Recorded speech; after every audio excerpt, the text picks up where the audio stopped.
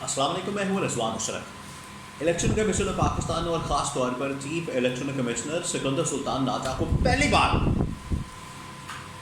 टक्कर का आदमी मिला। पहली बार जो है चीफ इलेक्शन कमिश्नर के होश ठिकाने लगाए गए हैं और पहली बार जो है किसी ने इलेक्शन कमीशन पाकिस्तान को कहा है कि अपनी आईनी हदूद में रहकर काम करो, कानूनी हदूद में रहकर काम करो। ये जो मुल्क को मासी बेड़ा बनाया हुआ है और जमहूरियत का जो बेड़ा गर्क किया हुआ है, जमहूरियत की जो बुनियाद होती है वो इलेक्शन होता है। अगर आप इलेक्शन के साथ इस तरह से खिलवाड़ करेंगे, इलेक्शन के साथ आप इस तरह से छेड़छाड़ करेंगे, इलेक्शन के अंदर आप इस तरह से मैंडेट के ऊपर डाका मारेंगे, तो जमहूरियत की बुनियाद आप खुद खोखली कर देंगे। उसके ऊपर जो इमारत खड़ी होगी बल्कि खड़ी नहीं होगी, कुछ भी नहीं होगा। वो फिर एक हाइब्रिड सिस्टम ही कायम होगा जो आजकल कायम है। इलेक्शन कमीशन पाकिस्तान ने जो वारदात डाली थी उसके ऊपर इस्लामाबाद हाई कोर्ट के चीफ जस्टिस आमिर फारूक ने बड़े ज़बरदस्त मार्क्स दिए और वहाँ पर केस दायर किया गया है। उसके अंदर जो फैसला जारी किया है इलेक्शन कमीशन पाकिस्तान के मतलब जो हुक्मनामा दिया है और एवड के तौहीन अदालत की कार्रवाई का भी इशारा दिया है, ये बहुत अहम तरीन मामला है जो कि इस वक्त इलेक्शन कमीशन पाकिस्तान अपनी कार्रवाई वारदात डालने की कोशिश कर रहा था। बरीक वारदात, बड़ी बरीक वारदात उन्होंने जो डालने की कोशिश की, उसके ऊपर जो है आखिरकार किसी ने नोटिस लिया, इस्लामाबाद हाई कोर्ट ने नोटिस लिया और इस्लामाबाद हाई कोर्ट ने इनको डंडा दिया। अब इनको समझ आई है, अब इनकी दौड़ें लग गई हैं। चले देर आए दुरुस्त आए, किसी ने तो नोटिस लिया। अब मामला क्या, इलेक्शन कमीशन पाकिस्तान कौन सी बरीक वारदात डाल रहा था और इसके ऊपर जो chief justice of Pakistan justice Aamir Farooq हैं उन्होंने किस तरीके से इस बरीक वारदात का खात्मा किया और इलेक्शन कमीशन पाकिस्तान को कटहरे में खड़ा कर दिया। मामला ये है कि आपको बताया कि ये जो 3 नशस्तें हैं इस्लामाबाद की, मैं बड़ी स्पेसिफिक बात करता हूँ, इधर उधर जाने की ज़रूरत नहीं। वो धांधली, मैंडेट चोरी, मैंडेट के पटाखा, मैनिपुलेशन, मैनेजमेंट, वो तमाम चीज़ें तो आपके नॉलेज में है। मैं स्पेसिफिक बात करता हूँ ये जो इस्लामाबाद के 3 हलके हैं जिसके अंदर PTI के उम्मीदवार जीत रहे थे लेकिन उनको हरवाया गया, NA 46, 47, 48, ये तीनों हलके इस्लामाबाद के। इसके अंदर नून लीग के उम्मीदवार उनको जितवाया गया और PTI के उम्मीदवारों को हरवाया गया।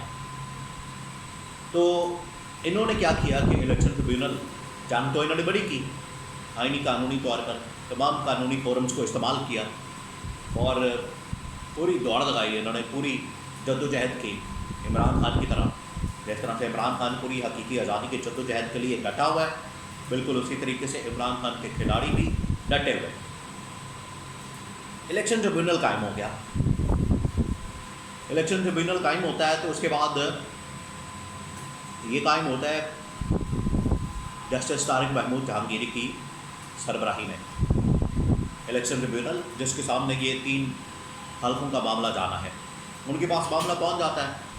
अब जस्टिस तारिक महमूद जहांगीरी नून लीग के उम्मीदवारों को, PTI के उम्मीदवारों को ये हुक्म देते हैं कि लाएँ सारे फॉर्म 45 और फॉर्म 47, 45 और 47 दोनों फॉर्म लेकर आएँ अपने अपने और ला के सामने रखें और दिखाएं हमें इसके अंदर क्या है।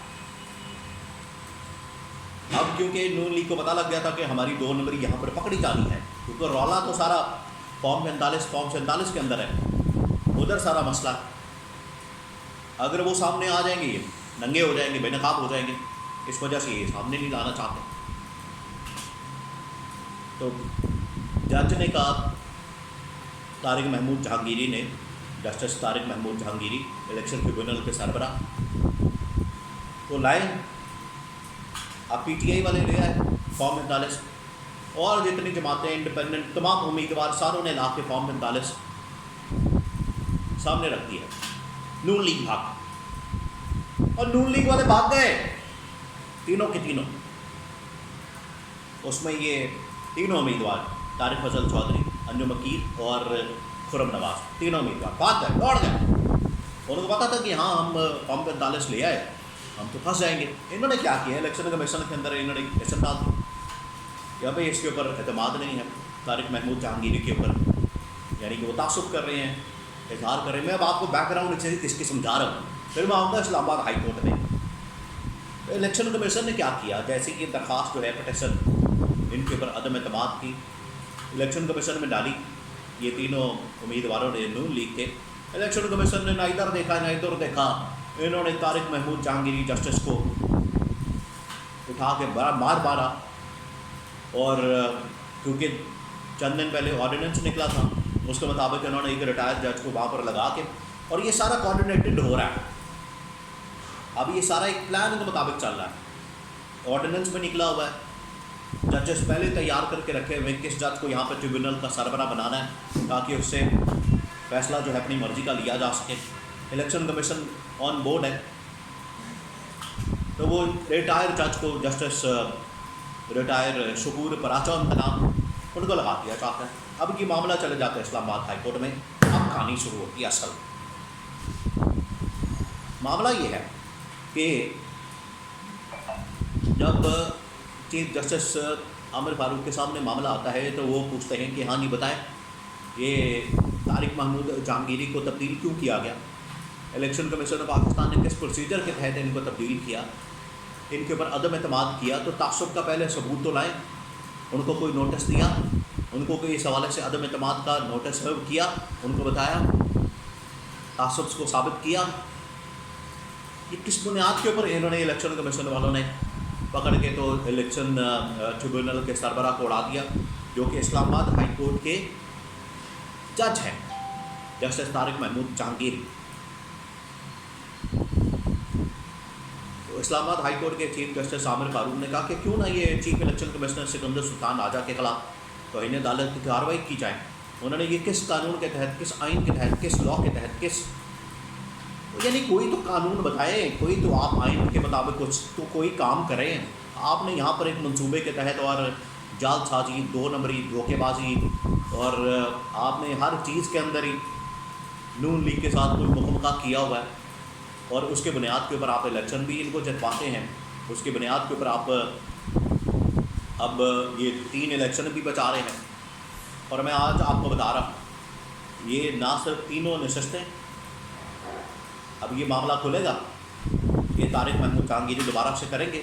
उन्होंने कहा कि तारिक महमूद जहांगीरी ही इस मामले को सुनेंगे, उसी को चलाएंगे, और नया जो इन्होंने ट्रिब्यूनल बनाया उसको काम करने से रोक दिया। ये जो तीनों नशस्तें हैं इस्लामाबाद की, इनमें 46, 47, 48, ये आज मैं आपको बता दूं कि ये इमरान खान और PTI के पास आनी है। और दूसरा ये कि सिर्फ ये नशस्तें नहीं, पिंडी की 13 नशस्तें, जिसके ऊपर इलेक्शन, ये जो कमिश्नर रावलपिंडी लियाकत चट्टा ऑन बोर्ड ऑन रिकॉर्ड ये बात कर चुके हैं कि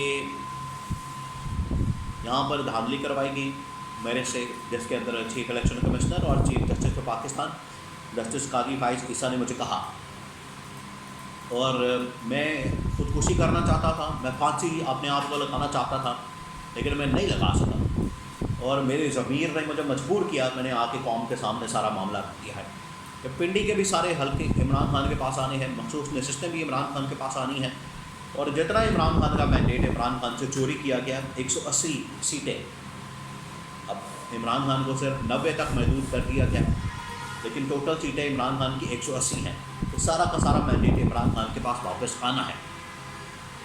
आज आप लिख कर रख लें इस बात को।